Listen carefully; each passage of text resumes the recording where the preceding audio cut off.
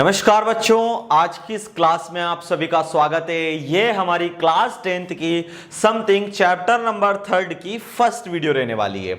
आज हम बात करने वाले हैं मेटल्स एंड नॉन मेटल्स के बीच में धातु और अधातु की बात करने वाले हैं। चैप्टर नंबर 3 है। इसमें इस क्लास के अंदर हम बात करेंगे इनके फिजिकल प्रॉपर्टीज क्या रहने वाली है, भौतिक गुणधर्म क्या रहने वाले हैं, इसके आज हम बात करने वाले हैं। तो चलिए आज के इस सेशन को, आज की इस क्लास को शुरू कर लेते हैं। आई होप अगर आपको ये क्लास अच्छी लगती है, पसंद आती है, तो प्लीज बच्चों इस वीडियो को लाइक एंड शेयर जरूर करें, चैनल को सब्सक्राइब जरूर करें। तो आइए देखते हैं आज की ये सेशन, आज की ये क्लास को। तो सबसे पहले हमारे सामने चैप्टर नंबर जो 3 आ रहा है उसका नाम यहां पर आपके सामने देखने को मिलता है, क्या? धातु एंड अधातु। धातु और अधातु क्या होते हैं? धातु वह सभी मेटल्स जिन्हें हम धातु कहते हैं जो कि ठोस एंड कठोर होती है, और वह सभी मेटल्स जो ठोस एंड कठोर नहीं होती वह अधातु कहलाती है। इनके भौतिक गुणधर्म हम आपको बताने वाले हैं। फिलहाल हम यहां पर फर्स्ट में आपको बताता हूं क्या है। तत्वों को उनके गुणधर्म के आधार पर धातु और अधातु में वर्गीकृत किया जाता है। किसी भी चीज को, ये मेटल है या ये नॉन मेटल है, उसको वर्गीकृत करने के लिए, उसको अलग अलग डिवाइड करने के लिए, तो उसके लिए हमें क्या करना होता है, उसकी हमें देखना रहता है कि धातु के गुणधर्म क्या हैं, उस गुणधर्म के हिसाब से फिट है नहीं है। अगर फिट है तो वो धातु है या फिर वो अधातु है। यहां पर इसके साथ ही कुछ उदाहरण हम देते हैं धातुओं के। तो जिसमें हमने सबसे पहले लिया है Fe यानी आयरन, लोहा हमने यहां पर लिया। दूसरा एल्यूमिनियम, जो कि ये भी एक धातु है। चांदी, सोना धातु है। कॉपर भी एक धातु है। इसी के साथ दोस्तों सिल्वर भी एक धातु है, गोल्ड एक धातु है। ऐसा काफी प्रोडक्ट्स हैं जो धातु के रूप में आते हैं। अधातु की बात करी जाए कि अधातु क्या होते हैं, वह सभी जो ठोस नहीं है वह सभी अधातु कहलाते हैं। जिसमें यहां पर हाइड्रोजन गैस आ चुकी है, नाइट्रोजन गैस आ चुकी है, ऑक्सीजन गैस आ चुकी है, इसके साथ ही सल्फर आ चुका है, कार्बन आप यहां पर देखोगे, इसके बाद में आयोडीन, नमक आप देख सकते हैं। तो ये सभी यहां पर क्या आते हैं, ये सभी आते हैं अधातु के रूप में। ये एक नॉन मेटल है। यहां पर अगर हम इनके भौतिक गुणधर्म की बात करें, फिजिकल प्रॉपर्टीज की कि क्या क्या हमें इसके अंदर देखने को मिलने वाली है, तो यहां पर फर्स्ट गुणधर्म क्या है? धात्विक चमक। धातुओं में चमक पाई जाती है। जितनी भी चमकीली चीजें हैं वह धातु कहलाती है, केवल और केवल आप आयोडीन को छोड़कर। आयोडीन केवल जो नमक होता है वो चमकीला होता है, बट वह अधातु के अंदर आता है।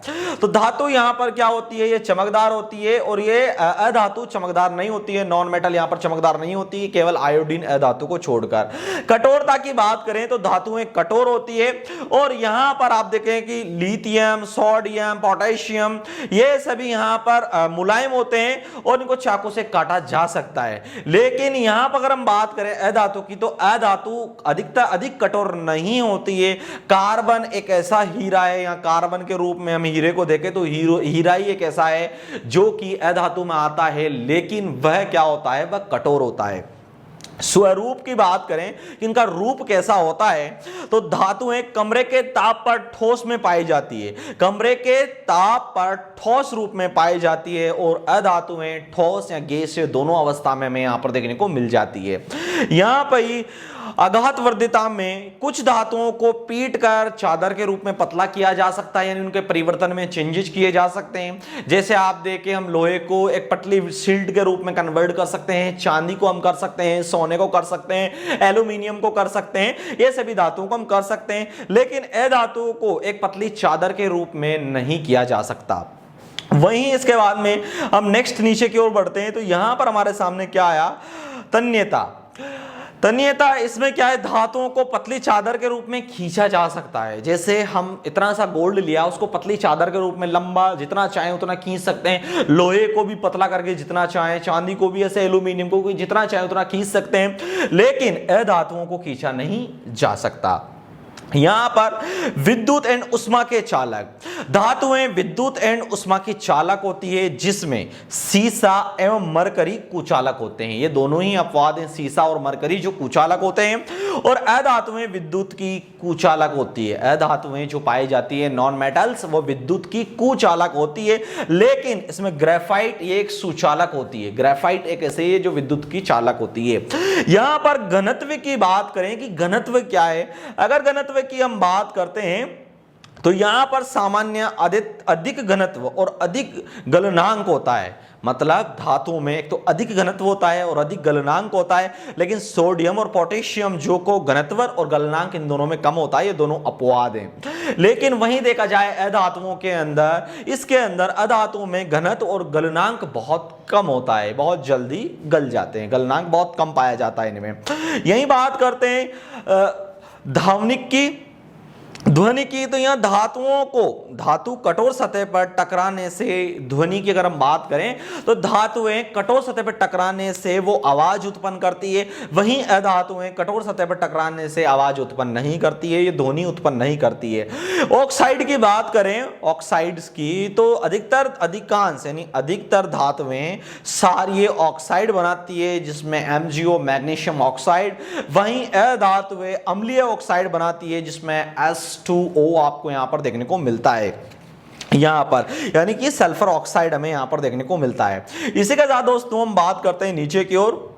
अब हम लेते हैं धातुओं के रासायनिक गुणधर्म। अभी हमने भौतिक प्रॉपर्टीज को पढ़ा है, भौतिक गुणधर्म को पढ़ा है, अब हम यहां पर धातुओं के रासायनिक गुणधर्म क्या है वो जानने वाले हैं। रासायनिक गुणधर्म की अगर हम बात करते हैं तो ये ऑक्सीजन के साथ अभिक्रिया करती है, ऑक्सीजन के साथ अभिक्रिया करती है, जैसे लोहे में जंग का लगना, वैसे करके ऑक्सीजन के साथ अभिक्रिया करती है। तो यहां पर क्या होता है, ऑक्सीजन के साथ अभिक्रिया करके धातु ऑक्साइड बनाते हैं, जैसे कॉपर में कॉपर ऑक्साइड, एल्यूमिनियम में एल्यूमिनियम ऑक्साइड, ऐसे बनाते हैं। तो यहां पर हम लेते हैं कि जैसे धातु प्लस ऑक्सीजन लेकर धातु ऑक्साइड हमारे सामने बना। एग्जांपल के लिए हमने क्या लिया, यहां पर 2Cu यानी कॉपर लिया, इसको ऑक्साइड के साथ में हमने यहां पर केमिकल रिएक्शन कराया। यहां पर तो रासायनिक गुणधर्म जैसे इसका बदलकर क्या बन गया, CuO, 2CuO बन गया, यानी यहां पर कॉपर ऑक्साइड हमारे सामने बन गया, कॉपर यानी तांबा काला पड़ गया। इसी के साथ यहां पर हमने एल्यूमिनियम को लिया और एल्यूमिनियम को जब ऑक्सीजन के साथ में कराया तो एल्यूमिनियम ऑक्साइड हमारे सामने बन गया। वहीं मैग्नीशियम को लिया तो मैग्नीशियम को जब ऑक्सीजन के साथ यहां पर इसका जो केमिकल रिएक्शन कराया तो क्या बन चुका, ऑटोमेटिक केमिकल रिएक्शन हो जाती है समय के साथ। तो यहां पर हमारे साथ में मैग्नीशियम ऑक्साइड हमारे सामने बनकर रेडी हो गया। तो कुछ इस टाइप से धातुएं ऑक्सीजन के साथ साथ, मतलब धातुएं ऑक्सीजन के साथ अलग अलग तरह की अभिक्रियाएं दर्शाती है, जिसमें Na और K वायु के आकर्षक में आग पकड़ लेती है, जिसको रोकने के लिए हमें केरोसिन तेल में डुबोकर रखना पड़ता है। Na जो कि सोडियम होता है और K पोटेशियम होता है, सोडियम एंड पोटेशियम को हमें किसके अंदर रखना पड़ता है दोस्तों, उसको इसके केरोसिन के अंदर रखना पड़ता है, मिट्टी के तेल के अंदर रखना पड़ता है। अदरवाइज हम सोडियम को मिट्टी के तेल से बाहर निकालते हैं तो वो ब्लास्ट होता है, वही पोटेशियम को अगर मिट्टी के तेल से यानी केरोसिन से बाहर निकालते हैं तो वो भी यहां पर केमिकल रिएक्शन होता है, वो ब्लास्ट हो जाता है, इसीलिए इनको केरोसिन के अंदर रखा जाता है। चलिए नेक्स्ट हम नीचे की ओर बढ़ते हैं बच्चों। यहां पर हमारे सामने क्या क्या प्रोडक्ट्स हैं, Mg, यहां पर हमने Mg क्या है तो बच्चों, यहां पर हमारे सामने है ये मैग्नीशियम है, इसके साथ ही एल्यूमिनियम है, इसके साथ ही जिंक है, और इसके साथ ही हमारे पास यहां पर क्या है, यहां पर है सीसा, लेड हमारे साथ Pb, जो कि दर्शाता है किसको, शीशे को। वायु के साथ धीरे अभिक्रियाएं करते हैं। ये सभी जो इक्विपमेंट्स है, ये सभी प्रोडक्ट है, ये सभी पदार्थ हैं जो वायु के साथ धीमी गति से, फास्ट गति से नहीं, धीमी गति से अभिक्रियाएं करते हैं। इन धातुओं का ऑक्साइड की परत चढ़ जाती है, इन सभी धातुओं पे ऑक्साइड की परत चढ़ जाती है। वहीं Fe की बात करते हैं, आयरन यानी लोहा की, वायु के संपर्क में आने से या वायु में गर्म करने पर प्रज्वलित होता है और ज्वाला के रूप में लोहा चूर्ण में बदल जाता है, यानी लोहे का चूने के रूप में डल जाता है और तेजी से जलने लग जाता है अगर गर्म करते हैं तो। वहीं हम बात करते हैं कॉपर की, तो Cu की जो प्रज्वलित नहीं होता है, क्योंकि ये काले रंग के रूप में कॉपर ऑक्साइड की परत चढ़ जाती है। वायु के संपर्क में जब Cu यानी कॉपर आता है, इसमें काले रंग की परत चढ़ जाती है और ये ब्लैक हो जाता है। वहीं चांदी पर हम देखें, चांदी और सोने की, तो चांदी भी ब्लैक पड़ जाती है, सोना भी ब्लैक पड़ जाता है।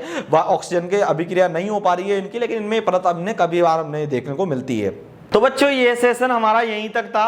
अब हम नेक्स्ट सेशन में जो बात करेंगे वो उभयधर्मी ऑक्साइड की नेक्स्ट सेशन में बात करने वाले हैं, तो आप नेक्स्ट वाला क्लास को जरूर रीड करें जिसमें हम उभयधर्मी के बारे में बात करेंगे, क्योंकि ये लेक्चर काफी लेंथी एंड काफी लंबा हो जाएगा, इसलिए मैं इस लेक्चर में ज्यादा लंबी बात नहीं करने वाला हूं। फिलहाल ये लेक्चर यहीं तक था, नेक्स्ट क्लास को आप जरूर देखें। आई होप अगर आपको ये लेक्चर पसंद आया हो, अच्छा लगा हो, तो प्लीज वीडियो को लाइक एंड शेयर जरूर करें, चैनल को सब्सक्राइब जरूर करें, इस वीडियो को ज्यादा से ज्यादा दोस्तों के पास जरूर पहुंचाएं। मिलते हैं नेक्स्ट क्लास के अंदर जिसमें हम नेक्स्ट सेशन में बात करेंगे उभयधर्मी ऑक्साइड एंड इसके और अलग गुणधर्मों की हम बात करने वाले हैं। तो चलिए नेक्स्ट क्लास में मिलते हैं।